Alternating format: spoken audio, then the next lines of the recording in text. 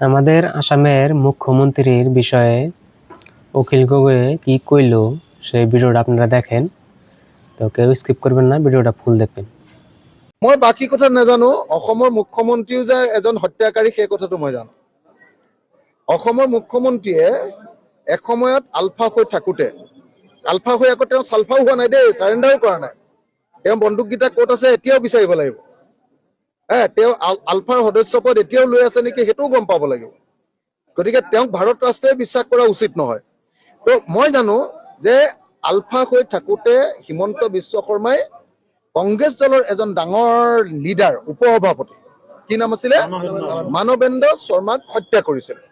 আৰু মানৱেন্দ্ৰ শৰ্মাক হত্যা কৰাৰ যিটো পিষ্টল, সেই পিষ্টলটো মই থকা যিটো হোষ্টেল আছিলে, আমি সেইটো হোষ্টেলক আমি থাৰ্ড মেচ বুলি কওঁ, ARB Anandaram Barua hostel Cotton কলেজৰ, তাৰ ৰান্ধনি শৰ্মাদাৰ আকৌ গাৰুৰ তলতে লুকুৱাই থৈছিল। পিছত সেই পিষ্টলটো পুলিচে আহি ধৰিছিলে আৰু হিমন্ত বিশ্ব শৰ্মাকো ৰাম পিটন দিছিলে, কাপোৰ কানি খুলি ৰাম পিটন দিছিলে। গতিকে যিজন মানুহে নিজে ডাইৰেক্টলি গুলিয়াই এজন কংগ্ৰেছৰ নেতাক হত্যা কৰিছিলে, মানৱেন্দ্ৰ শৰ্মা, সেই মানুহজনে যে আকৌ আন্দোলনত মৃত্যু হোৱা শ্বহীদ এজনৰ বিষয়ে এনেকে বেয়াকে কয়, সেইটো কথাটো ভাল কথা নহয়। 1 নম্বৰ। 2 নম্বৰ, মই জনামতে হিমন্ত বিশ্ব শৰ্মাই আলফাৰ নামত পইচা তুলিবলৈ গৈ আমাৰ চানমাৰীৰ যিটো ঘৰ আছে তাৰ ঠিক কাষতে দুঘৰ এৰি ইঞ্জিনিয়াৰ দাসদাৰ ঘৰত পইচা তুলিবলৈ যাওঁতে পুলিচে চিভিল ড্ৰেছত গৈ হিমন্ত বিশ্ব শৰ্মাক হাতে লোটে ধৰিছিলে। আলফাৰ নামত পইচা তুলি খায়, মানুহটো এক্সটৰ্চনিষ্ট আছিলে।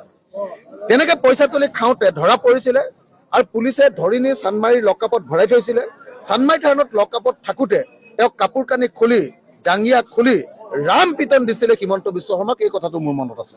অসম গণ পৰিষদ আৰু বিজেপি দুইটা আপোনাৰ তেওঁলোক বন্ধু দল, তেওঁলোক দুইটা দলৰ মাজত কাজিয়া হৈ দুজন কেণ্ডিডেট কৰিছে। 1 নম্বৰ কথা।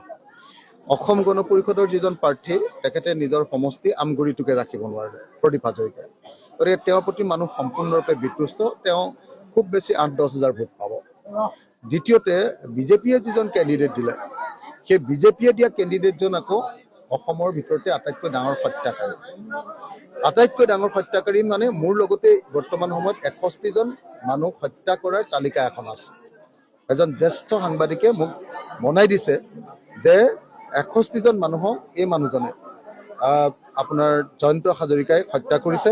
আৰু জয়ন্ত হাজৰিকাজনেই হ'ল আকৌ কুশল দুৱাৰী।